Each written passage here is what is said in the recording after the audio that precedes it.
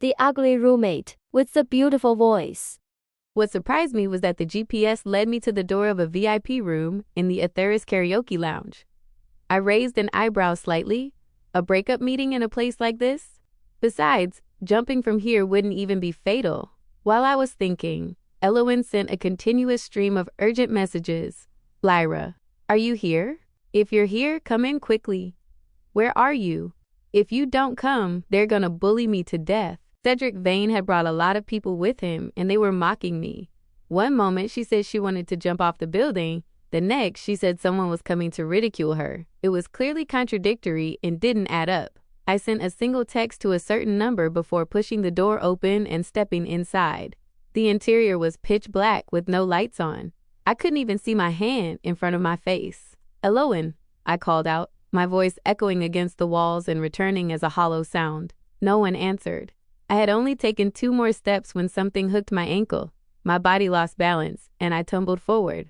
My elbow struck the edge of a tea table with a sharp, searing pain, and before I could push myself up, my wrists were tightly bound with rough rope, constricted so hard it felt as though it was biting into the bone. Once they saw I was no longer capable of resisting, there was a click, and the lights flickered on with a blinding glare. The sudden brightness made me squint, and it took a moment before I could see the scene in front of me clearly. Cedric Vane sat in the middle of the sofa, a cigarette gripped between his fingers, his gaze full of lust and filth. Elowen stood right beside him. Her face held none of the misery she had portrayed over the phone, and a hint of triumph mixed with nervousness lurked at the corners of her mouth. In her hands, she held the remaining length of the rope she hadn't finished tying. Lyra, don't blame me. Elowen was the first to speak, her voice trembling but filled with a reckless determination. Cedric said he wanted to break up, and I can't lose him. He said he had a bit of interest in you. I thought if I just handed you over to him, maybe he would come back to me. As she spoke, she shifted closer to Cedric Vane, as if seeking approval and comforting herself at the same time. Look, your family is rich, and so is the Vane family. Wouldn't the 2 of you be a perfect match? I don't mind sharing him with you. As long as he's with you, it's better than those other indecent women, right? I looked at Elowen, finding her both pathetic and laughable. Just to hold on to a man who never loved her, she had come up with such a filthy trick, even volunteering to be his accomplice in infidelity. Cedric Vane hadn't said a word from the beginning, merely using a greasy gaze to sweep over me from head to toe.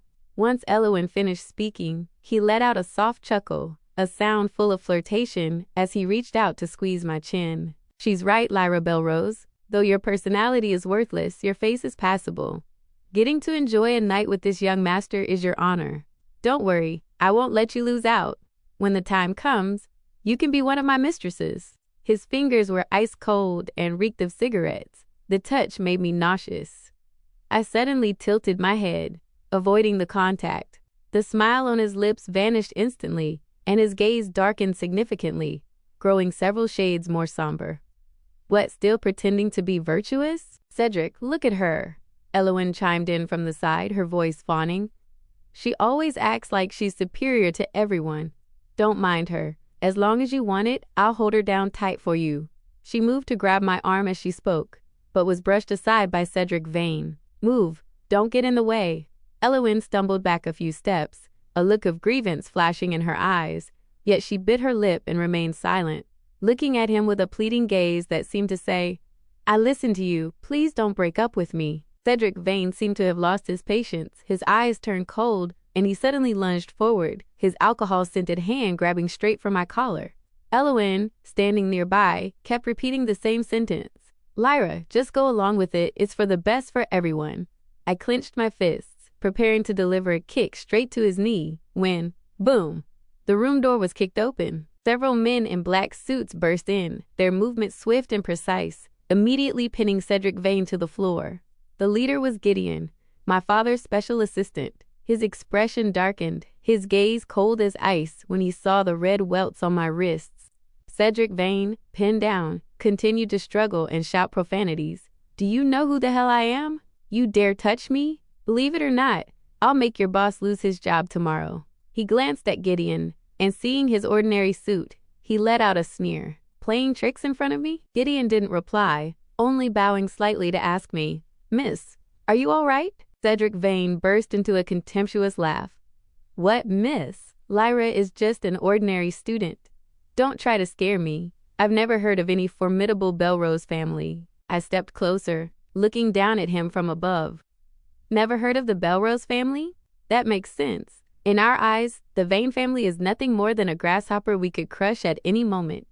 When your father meets my father, he has to bow lower than the position you're lying in now. The Luvian group that your father was begging to cooperate with last week is actually a subsidiary of my family. My father left the approval of that contract to my decision. Cedric Vane's pupils constricted, his arrogance vanishing, replaced by a deathly pale fear.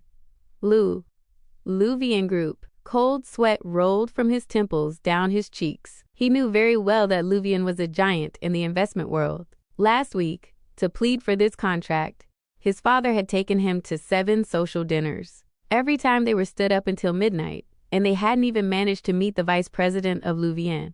Yet now he realized that the mountain his father couldn't even dream of reaching was my family's property. You, he stammered, shaking like a leaf. Miss Belrose. Suddenly, with a thud, he collapsed into a kneel, his knees slamming hard against the floor, all his defiance shattered. I was wrong. I was truly wrong. I was blind. Please overlook it. I beg you to overlook it. He tried to crawl closer but was blocked by a bodyguard, so he turned to kowtow repeatedly, his forehead turning bright red. If my father finds out, he'll beat me to death. Please spare my life. I'll be your servant. Anything. Elowen stood frozen, her mouth agape, her face even whiter than Cedric Vane's. In her eyes, besides fear, there was a deep-seated jealousy and resentment. I had originally intended to let Gideon handle both of them, but seeing the red mark on Cedric's forehead and glancing at Elowen's eyes, full of both envy and hate, a rumor about him crossed my mind. If that rumor was true, thinking of this, I smiled. It would be a waste for this play to end so soon. Gideon, I raised a hand to stop my assistant who was about to speak, my voice leisurely.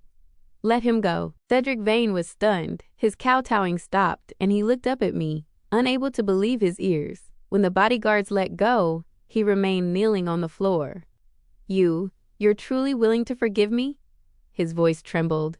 I flashed a gentle smile. Of course, you and Elowen were just momentarily confused. After all, we are classmates. Let's consider this matter dropped. An unbelievable light gradually replaced the panic in his eyes. A few seconds later, he bowed deeply. Thank you for your generosity. I won't dare do it again. He whipped around to glare at Elowen, his voice heated.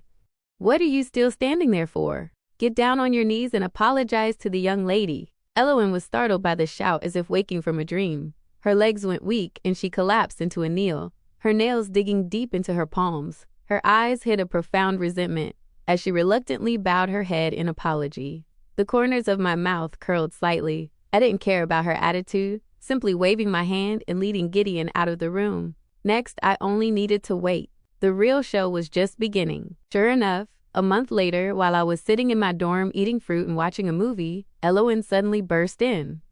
The dorm door was kicked open with a slam. She stood at the threshold, her chest heaving violently, the thick powder on her face washed away into mottled streaks. Her messy curls were matted against her dark face. The white dress from that other day was now stained with patches of black coffee. I thought you were about to move out. What are you doing back? Elowen didn't answer, acting like a madman, screaming while indiscriminately smashing small trinkets. Hateful. You bitch. How am I inferior to her? Why did he dare throw coffee at me? That bastard, stealing my man. She deserves to die. While she was in a frenzy, I leisurely enjoyed my snack. I had long since heard whispers of her situation. After the incident at the karaoke lounge, having gone through a shared danger, the relationship between her and Cedric Vane had rapidly blossomed. The two were like glue, making endless vows to one another. Cedric had even changed his attitude, no longer acting like a wealthy young master, and even personally brought breakfast while waiting downstairs at the dorm.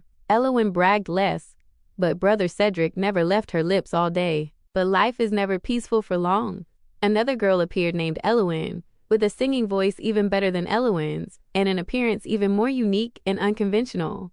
The moment he saw that girl, Cedric Vane acted as if he had lost his soul. immediately becoming captivated. He gave her flowers and asked her on dates, treating Elowen as if she didn't exist. Today, Elowen had even knelt down to beg him to come back, but in return, she only got a cup of coffee thrown straight at her. I took my time admiring her pathetic state for a while before speaking up to comfort her. Elowen, don't be angry anymore. Maybe the opponent has something special that caught Cedric's eye. When he gets bored, maybe he'll come back to you. Hearing this, Elowen grew even more furious. Elowen, what's so special about that bitch? She isn't even as pretty as me. What on earth is wrong with Cedric Vane? I pretended to hesitate. Actually, there's a rumor about Cedric Vane that might explain his behavior, but I don't know if I should say it. Elowen's ears immediately perked up. What?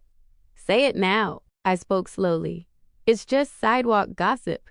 I heard Cedric Vane suffers from a psychological condition called white knight syndrome. Simply put, he likes to rescue people who look truly miserable to find a sense of satisfaction. That's why he dated you, because your appearance was poor. He liked the feeling of being a savior. So when he met a girl who was even harder to look at, he changed targets. Actually, this news was spread by Cedric's Playboy friends. Before Elowen, he had saved several other girls. Some had tragic family backgrounds, some had congenital defects, but the end result was always being abandoned when he met a more tragic opponent. After the breakups, most of those girls fell into depression. Ridiculously, despite having that condition, Cedric remained a debauched playboy. After hearing me finish, Elowen's face turned white and green in turns. So my efforts to make myself beautiful were a mistake? That bitch is just slightly uglier than me. Then, as if realizing something, her eyes suddenly widened. No, if he likes rescuing more miserable people, then I just need to be more miserable than her, and he'll come back to me, right? Elowen's eyes suddenly lit up. Right, I'll let him see that I am the one who needs him most. She bolted up. Her previous disappointment transformed into a bizarre excitement. I only smiled and didn't respond. That's right. I had intentionally said those words to lure her. Elowen's gaze grew brighter and brighter. She grabbed her handbag inside, which flickered the fruit knife she had used to slash my face in my previous life, and rushed outside. I followed slowly. She drove straight to dormitory area 13. Just then, Cedric Vane was walking out with Elowen. Elowen charged forward like a moth to a flame, pushing Elowen aside and gripping the knife as she slashed it straight across her own face. The blade cut through skin, creating a faint but chilling SHRRK sound. Blood immediately flowed down her chin, dyeing her collar red. Elowen trembled from the pain but still glared at Cedric, her voice distorted. Look, now I'm even more miserable than her. My face is ruined. I am now the ugliest person. Don't you like saving people? Then save me. The surrounding air seemed to freeze. But contrary to Elowen's expectations, Cedric Vane didn't show the slightest bit of heartbreak. On the contrary, he suddenly stepped back, his eyes full of disgust. Can you stop these lowly tricks? I am most revolted by this kind of scheme. Elowen's tears poured out, mixing with the blood. Weren't you good to me before because I was pathetic? Cedric's voice was ice cold. I like helping people who are truly in difficulty. As for this kind of self-created tragedy, looking at it only brings bad luck. You think doing this will make me come back? Dream on. Looking at this face of yours only makes me feel jinxed. He decisively turned and walked away. Elowen's crying stopped abruptly. She stood frozen, watching his retreating back, the last light in her eyes extinguished, replaced by a terrifying madness. In the moment he turned his back, she bent down to pick up the knife and used all her strength to stab it deep into his back. Cedric Vane's scream rang out. He stumbled and collapsed, blood quickly staining the back of his white shirt red. The crowd erupted in screams. Elowen stood still, her hand holding the knife trembling violently. Cedric's blood splattered on her face, her eyes hollow. Looking at him, she suddenly burst into laughter. Now you can't leave anymore. Let's die together. You brought this on yourself. Cedric Vane lay prone on the ground, trying to turn his head to look at her with a look of terror before losing consciousness. Elowen looked at her hands covered in blood and suddenly, as if all her strength had been drained, sat down heavily on the floor. Police sirens wailed in the distance. She knew she had no way left to run. Just before the police rushed in, Elowen unexpectedly turned the knife and stabbed it hard into her own left chest. Cedric Vane ultimately didn't die, but that knife wound had touched his spinal nerves. For the rest of his life, He could only lie paralyzed in bed. In his entire body, only his eyelids could move. From then on, his savior halo vanished forever. The bad things he had done were exposed. The Vane family group's stocks plummeted. They immediately declared they were cutting ties with him. As for Elowen, she was sentenced to 25 years in prison for the crime of intentional injury. Though the self-inflicted stab wound didn't take her life, it left severe lasting effects on her lungs. Whenever winter came, her chest would hurt so much she would break out in a sweat. In prison, she was frequently bullied. 25 years was enough for a young girl to wither into a dilapidated middle-aged woman. She was still alive, but it was worse than death. As for me, by then I had received an admission letter from a world-leading university in Oakhaven, preparing to step into a new chapter of my life. From then on, I never saw Elowen again.